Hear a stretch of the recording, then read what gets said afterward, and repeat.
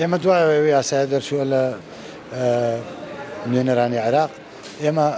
قسەی خۆمان کردو یەکەم کەسەکانمون کە قسەی خۆمان کردو کە پێویستە حکوومەت هێرێمی کوردستان وە بدێک بنێرێتە بەغا بۆی بتوانێت خۆی بگونجێنە لەگەڵ دەچواننی و یاسای و هەروە کار لەسەر تەنیا هەرەوە نییە ئەوەی کە بۆ سێ مانگە ئەوەی کە گرنگە پرۆژەی بودجەی ساڵی 2021 کە پشتی هێرێمی کوردستان تیا پارێزراوە بەداخۆ تاوەکو ئێستا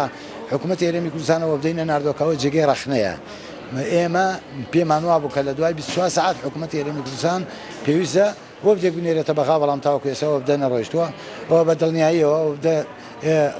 ئەوەی کە لە حکوومەتی بیستین چاوەڕێن ئەو پارێ لە بەغاوە بێت بۆی موچە دابینکەن بەڵام تاوەکو ئێستا ئەو پارێش لە بەغاوە بە پێی معلوماتی من بڕیار نەدراوەکە ئەو پارێ هەموو خەڵکی هەرێم دڵنیا بن کەوا ئێمە وەکو یەکێتی نیشتیمانی کوردستان هاوسەرۆکەکانمان مەکتەبی سیاسی کۆمیتی سەرکردایەتی تیمەکەمان لە حکوومەت فراکسیۆنی سەوز لە پەرلەمان خەمی گەورە و بەردەواممان ژیان و گوزەران و موچە و گیرفانی خەڵکە و ئیشەڵا بە جودی هەموو ئەمانی کە باسم کرد و هی هەموو لایەنەکان چارەسەری ئەم وەزعاکەین.